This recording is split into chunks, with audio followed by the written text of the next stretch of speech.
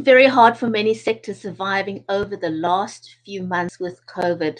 But how are our NGOs doing and how have they pivoted? Our guest today is Shamaa Sheik from the Sunflower Fund. So for more on just how they've adjusted, stay tuned and we will be right back.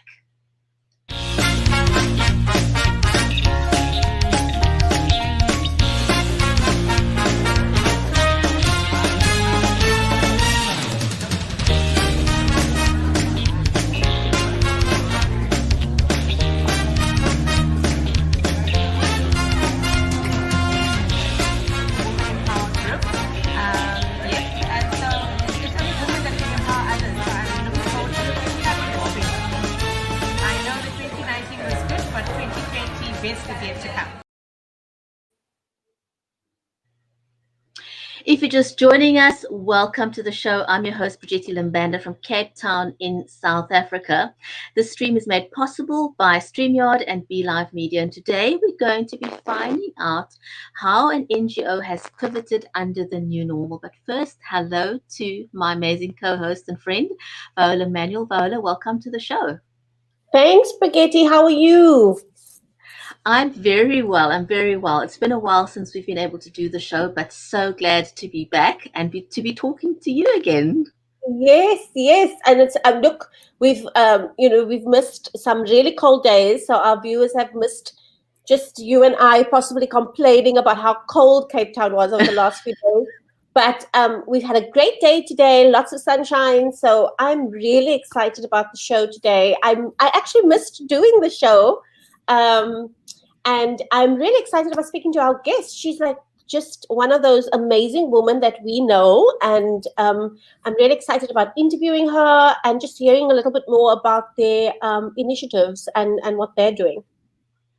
Oh, absolutely. Can't wait to get her onto the show. But before we bring on Shamaa, perhaps you could just quickly tell our viewers what the Cappuccino Club is all about again. Yes. So Cappuccino Club is a networking club for women, and we have had so many successes. So we have different platforms, but one of our main communication platforms is our WhatsApp group. So if anybody's interested in being a part of that, please let us know. And that group really just shares information that will assist and support women at different phases of their lives, different stages of their careers. Some of them have actually been retrenched and just looking for new opportunities. Some of them are moving from being entrepreneurial back into corporate. Some of them are moving from being in corporate spaces back into the entrepreneurial space. So what the Cappuccino Club does is we just look to support you and share information about jobs, tenders, opportunities, work opportunities. And so, yeah, it's an exciting space. And we have had so many successes of women just, sort of connecting, people finding work there, people finding opportunities and markets within the Cappuccino Club, and just also sharing webinars and exciting things that are happening in the business space. So that's what the Cappuccino Club does. And then, of course, we have these shows, which is, I think, just splashed across all the major social media platforms.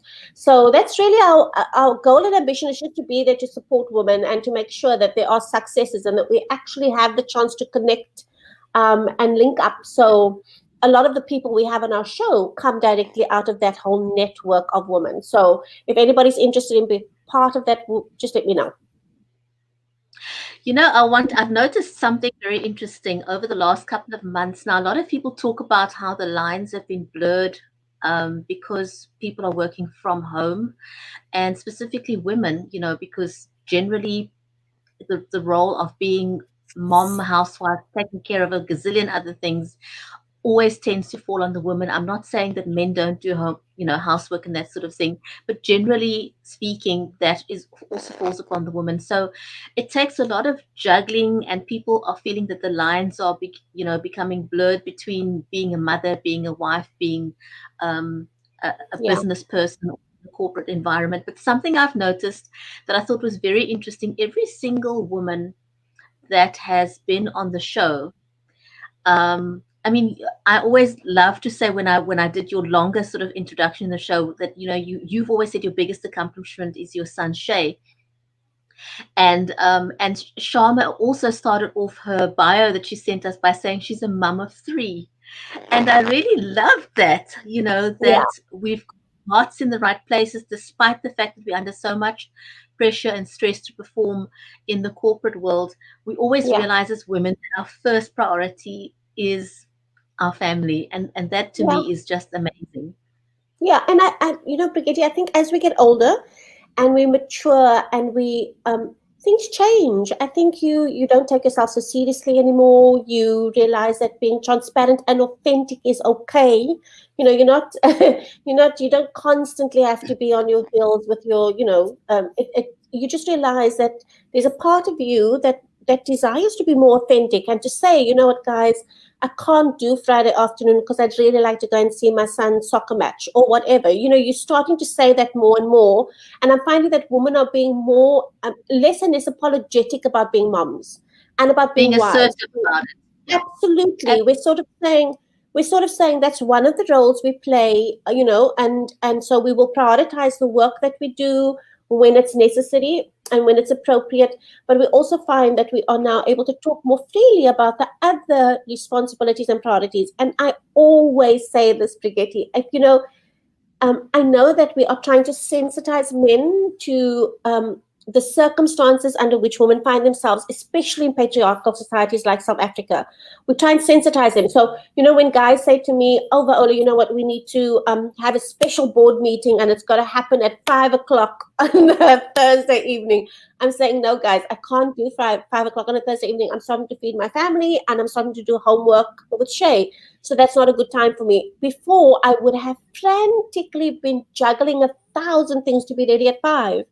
Um, and usually with those guys, when they say, we're doing a special board meeting at 5 o'clock, they just tell their wives or their spouses or their partners or whoever they involved with, "Sorry, I'm going to be late." The show goes on the other side, but they just then sit and have the meeting.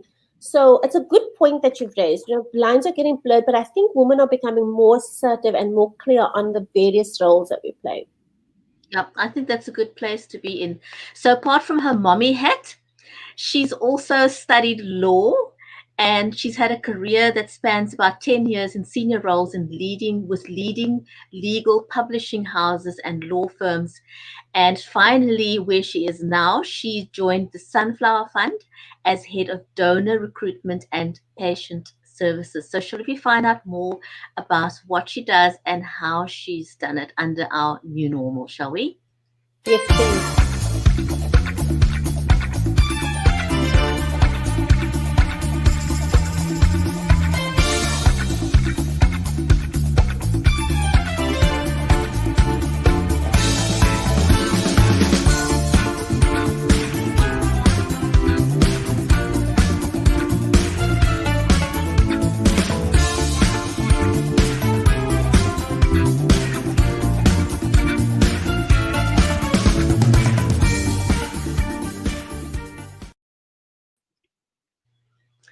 Sharma, a very warm welcome. It is so amazing to have you as part of the show today.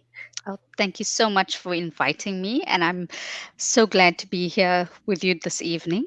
And I must just say, I caught the conversation at the beginning before I came on, and what an interesting topic. So, a couple of years ago, I used to be quite an active blogger on a legal blog. And I remember very clearly a blog post that I wrote at the time because I was a young mom. My daughter's now 15. She was then a toddler. I'm really giving my age away here. But the topic of the blog, I titled it Between Bosses and Babies. And, Nice. and about 10 years ago, it was such a strange concept, flexi time. And I think a lot of managers at the time were really seen as managers, and micromanaging staff. And then you saw the emergence of leadership writers coming along, like the John Maxwell's of the world, the Seth Yeah. Godins of the world, that really spoke more about leadership in corporates, and how to inspire change by leading rather than managing. So that's always been my work ethic, and I always say to people when I work with them, I'm here to lead you, not to manage you. I'd rather manage the distance, but that is just how I like to work with people. Yeah. And family always comes first. I'm a mom of three, um, as you mentioned. So I have a teenager and two toddlers. So can you imagine how interesting my life is, having to work from home? Um, and I say this unapologetically because they are so busy. And I think it's something that a lot of people need to get used to Mm. when it comes to working moms, because that's just a reality and a new normal, having to work from home. Oh, Absolutely. absolutely. Absolutely. So, as head of donor and patient services at the Sunflower Fund, what does that involve? And how have you juggled that with with working from home? Because I want to get the scoop on that, because a lot of women struggle with that. So, how have you managed to fulfill your role while still taking care of your family? So, I think a good place to start would be to talk about the Sunflower Fund. Mm. And for those viewers that are not familiar with what we do, we are an NPO, and our goal is to get patients to transplant. So, the Sunflower Fund is a donor center and a stem cell registry. And in our context, what we do is try and help as many patients suffering from blood disorders to get to transplant. Um, so, the role of head of donor recruitment then and patient services is what I was seconded to take on, and I'm backed and supported by a phenomenal group of people who are really there just to support and to help. So we have three core functions in the division, which is to create an education and awareness as much as we can through all platforms possible. Fundraising is a huge component of what we do, and then donor recruitment is one of the other core functions.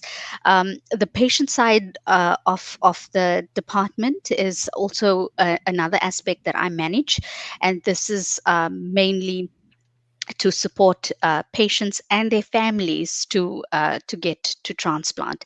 So, I often say that when a blood disease or any dread disease for that matter, if anybody in your family is diagnosed, it's not just you as a person that goes through this, it's your entire family that is on this journey with you. And support means different things to different people. And as far as possible, where we can help to recruit more donors to help you to get to transplant, we will do that.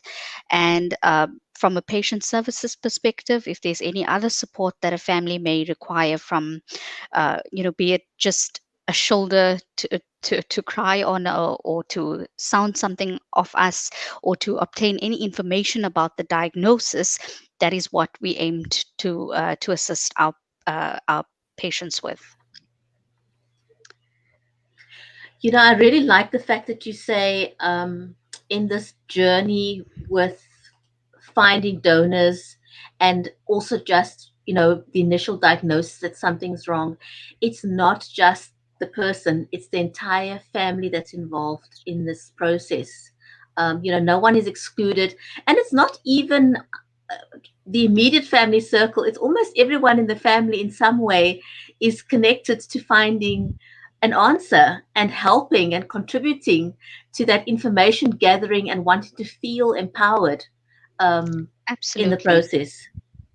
Absolutely. And I just find that the more information somebody is equipped with, it empowers them to have more informed conversations with clinicians about the diagnosis. Because if you understand what is wrong with you, and it's the same with us, if we can understand more information about the family by profiling them, then we're able to support them from a more informed perspective.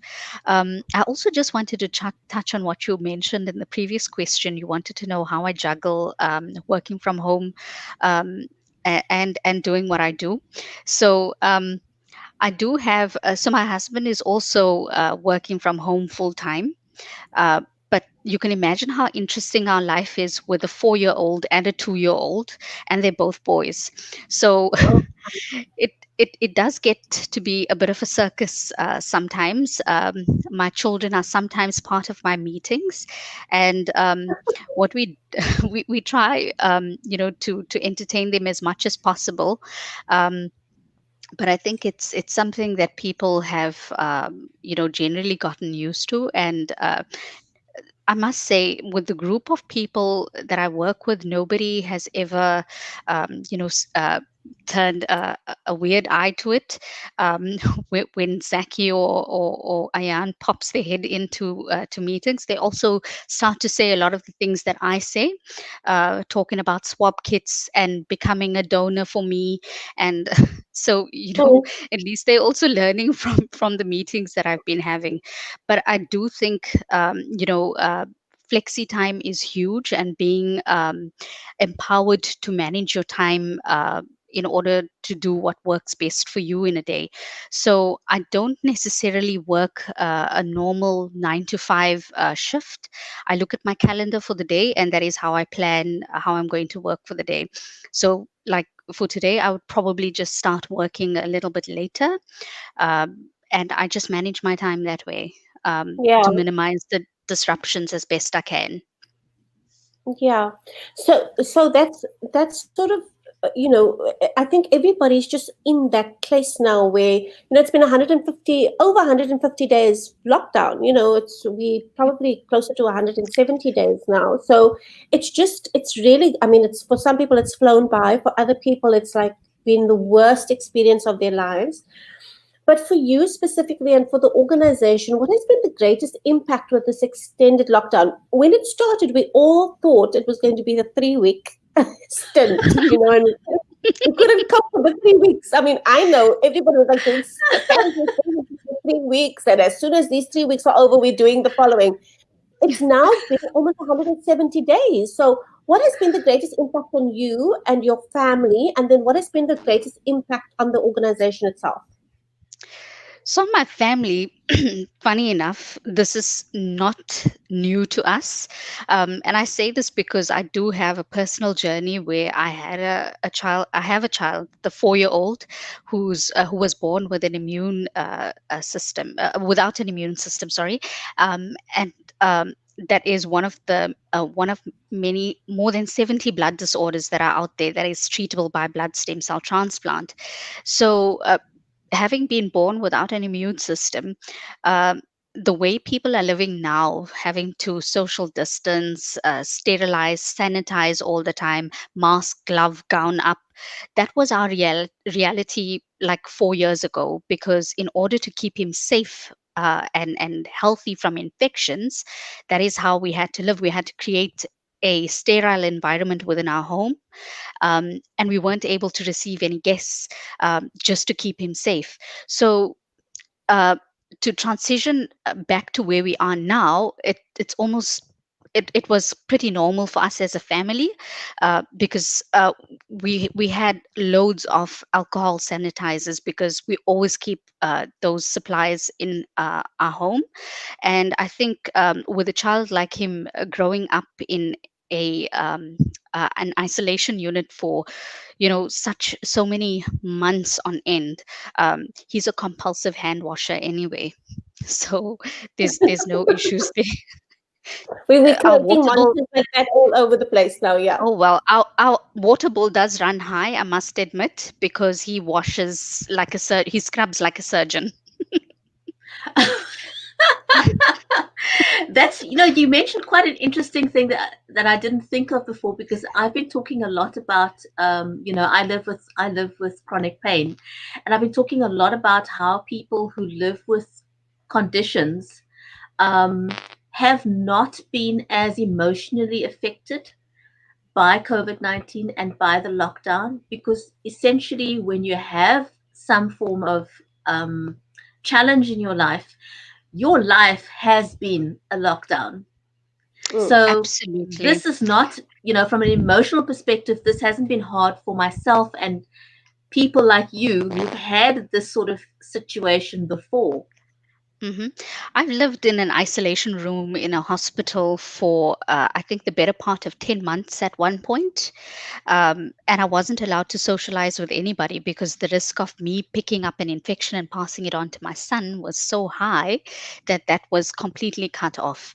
Um, but I think in the recruitment space at the moment, what's been the biggest impact and challenge for us doing what we do is that a lot of our efforts have traditionally been centered around doing donor recruitment in person. So that a lot of it was traditionally done through corporate wellness days and events that have been held in the past.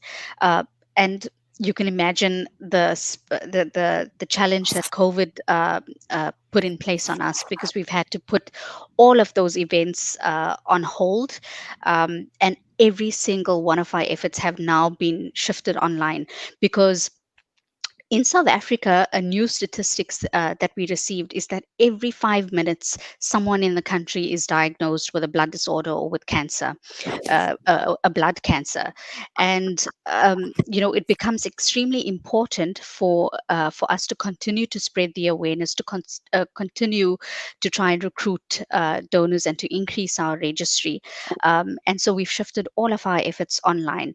So.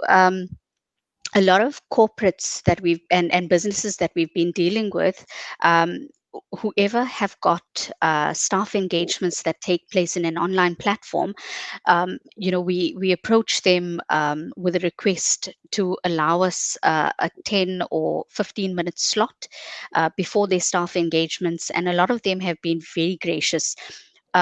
In the last couple of weeks, we've had a surge of requests from several companies, dovetailing on the National Department of Health commemorating Leukemia Awareness and Stem Cell Donation Month from the 15th of August up until the 15th of October.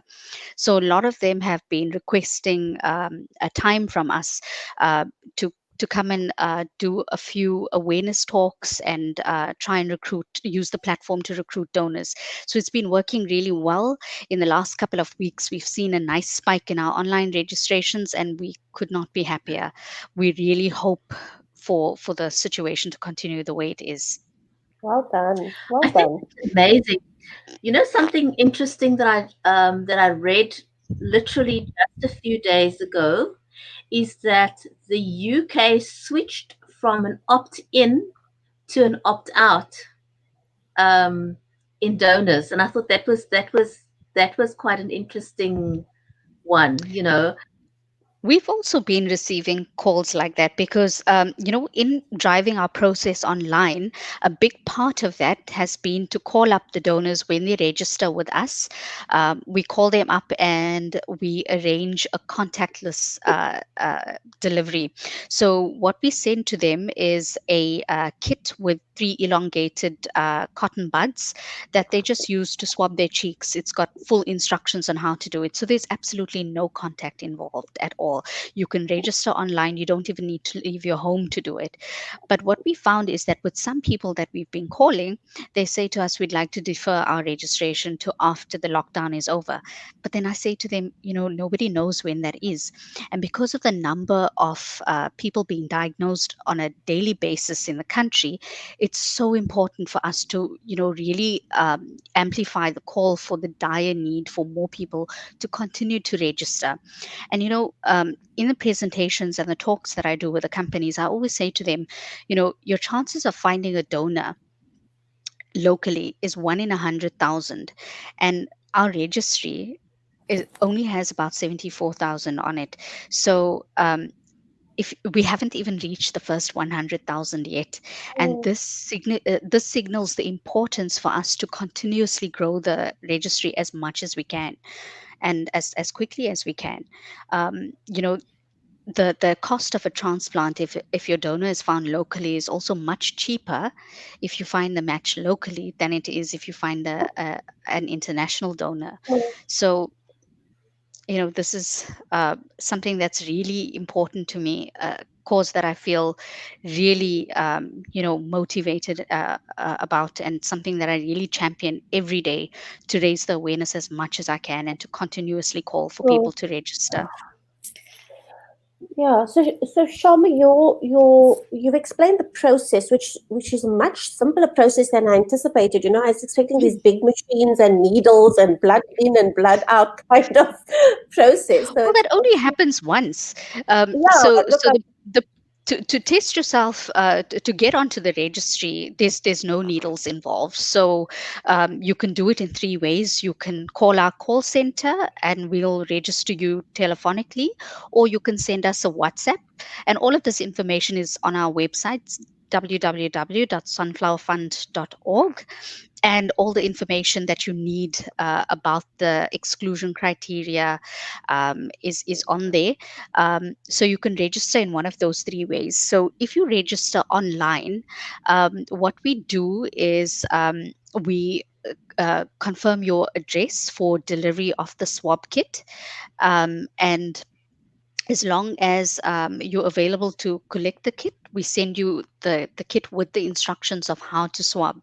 Um, and it's just a simple, swabbing your cheeks for 1 minute on each side, top and bottom, and then you return all three swabs to us. And the cost, we cover the cost of that entire process. So there's no cost to the donor to get the swabs back to us. So that's how much we've simplified the process. Um, and then, if you found to be a match, so once we receive your kits, your HLA typing is logged onto our registry, and then you immediately become available on the international forum of donors, and you're available to any searching donor worldwide. Um, and if you call to be a match for someone, that is the only time that you would be called into hospital for confirmatory typing. okay, And that is when a needle is involved. And it's not as invasive as it used to be a couple of years ago. Even that process is so much more, it's less invasive, much less invasive now. So it just involves needle going into an arm, and it's like giving blood. The process lasts for about 4 to 6 hours, and it's done in hospital, and it's a day admission. And the blood goes through a cell separator machine just to extract the stem cells, and it's returned to the other arm. Um, and like I said, a lot of donors that go through the process, they return to their normal activities as soon as the procedure is over. okay, okay, So it's pretty much like a cell saver machine, I imagine. yeah. Mm. Okay. And just to follow up question, who's your main target? Who are you appealing to? Who, in terms of your drive and strategy, who's the main target audience that you're looking to actually come on board? So, there are some general requirements that we have. So we want to highlight that you must be a person willing to help any person in need. So you cannot discriminate in that process. So you must be fully committed to the process, which is why we do the talks and the education awareness as much as we can, because we find that sometimes it takes several engagements with a person before they can give you that commitment to actually register as a stem cell donor. So we are committed to, however many engagements it takes to answer your questions so that you fully understand the process that's involved, so that when you are found to be a match to somebody, that you remain fully committed to the process. The other main items that we look for is that you must be between the ages of 18 and 55, and you must be above 50 kilograms. So those are the two main things that would qualify you to become a donor. And then obviously a general healthy lifestyle, so no severe chronic conditions that would exclude you. And all of this information is on our website. For more information, and if people still require more information about that, then they're welcome to call us and we can go through that list with them extensively and answer all of their questions on that they may have. Well, that sounds good. So we've talked about all the serious stuff now. Do you do you have any heartwarming stories that you'd like to share with us that you've experienced in the last couple of months? You know, there's so many stories that inspire me, but I think because of the journey that I've been on, a lot of children that are, medically challenged are the ones that I look the most to, to draw inspiration from. So I think I shared with you guys a picture of my son in hospital.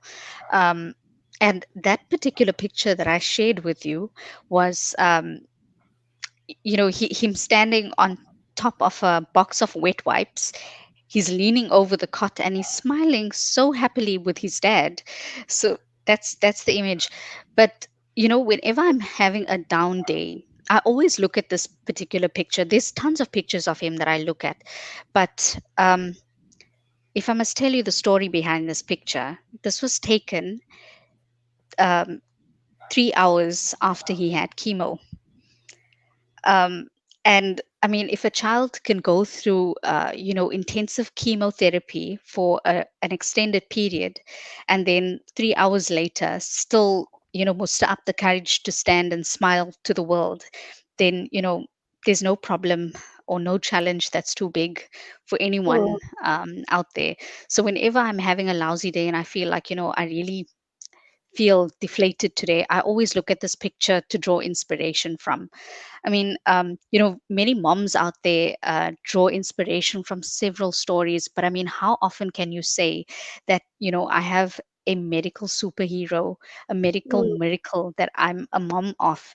And, when I look at the memes that people used to share, people that followed me on this journey, um, they used to send me things, and one of the memes that stood out for me was, I think a month before we got a call to say that he was accepted onto a program, uh, to treat him in another country. um, we the message read, "Do not give up on a dire situation, because miracles happen every day." And I looked at that and I just tossed it aside. And I promise you, just a week later, we got that phone call that changed our entire lives. I mean, he was never supposed to survive past his first birthday, but he's now 4. He's thriving in so many aspects. I mean, whenever I look for inspiration and a story that I really want to share to, motivate people, that, you know, here's a living miracle. He was given a 1%, I kid you not. His doctor will tell you this as well. He was given a 1% chance of survival. And here he is. Wow. He's doing so well. He's 4 years old now. Um, Absolutely feisty character. He loves dinosaurs, and he's extremely mischievous. But um, I wouldn't have known that side of his personality if it wasn't for the chance that he was given. And yeah. the journey that I went through with him, it led me down a path of science that was so fascinating, that I always felt that if I don't do anything to give back and to share the learnings, it will have all been for nothing. So, I gave up my career in law to recruit stem cell donors full time. And it was something that is a cause that is so close to my heart, and I have absolutely no Absolutely. regrets about it. So, Absolutely. Well done, mommy. Wow. inspiration for All that all without mums crying. out I'm there. going to get with you. You got through that without crying. Well done. Um, I'm actually writing a book about it. And the prologue in the book, it says, inside every woman lives a scientist, a doctor, a nurse. Sometimes it just takes an extraordinary situation to decide which hat you need to wear. mm, that's so I true. love That that. is I so true. That is absolutely so, so love true. that. So true. When Okay. are you planning to publish? I have two publishers that are, really pushing me at the moment to submit a manuscript, but again, with two toddlers, it's really difficult to complete the book. I've only gotten a couple of chapters, but it's an incredible journey. But I really want to try and complete it. It's my mission in life. Before July next year, I aim to completely finish it. Well done. So just very quickly, our viewers watching who are wanting to do something, how do they help? How do they come to the party? Well, there's several ways that you can come to the party to assist us. So, if you're a company out there, if you're an entrepreneur and you have a decent staff complement, please get in touch with me. I would love to speak to you to see how we can collaborate together to talk about stem cell donation and how you can support us in our awareness drives. Um, and if you are just an individual watching, if you meet those qualifying criteria, please log on to the Sunflower Fund website, www.sunflowerfund.org, and register as a stem cell donor. Just Thank you remember, so I mean, much. it's just remember that this is Leukemia Awareness Month. Leukemia is not the only Mm. blood disorder that we're trying to, alleviate. We're trying to get uh, children and adults that suffer from 70 other blood disorders that we know of, to get them to transplant. So as many people that register as possible, we give each one of those patients a chance at survival. Well done. Thank you so much. It's a Thank you pleasure, and so much thank you for for having joining me. us. Thank you so much for joining us and just sharing so openly. It's wonderful to listen to you. Thank you. It's a pleasure. Thank you Thank for having me. A big pleasure. We loved hearing about not just your journey as part of the Sunflower Fund, but also your mommy journey. I think that was amazing. Thank you so much for sharing. So, to our Absolute viewers pleasure. out there, whether you were joining us on LinkedIn, on YouTube, on Facebook, on Twitter, Periscope, thank you for watching. Remember to lift as we rise and to inspire each other, one conversation at a time. And just as a reminder, if you'd like to join the Cappuccino Club, then connect with us on our Facebook page, which is www.facebook.com/Cappuccino Club, or on LinkedIn. You can also connect with us there. Thank you so much again, everyone, and have a great evening or a great day further. Thanks. Bye.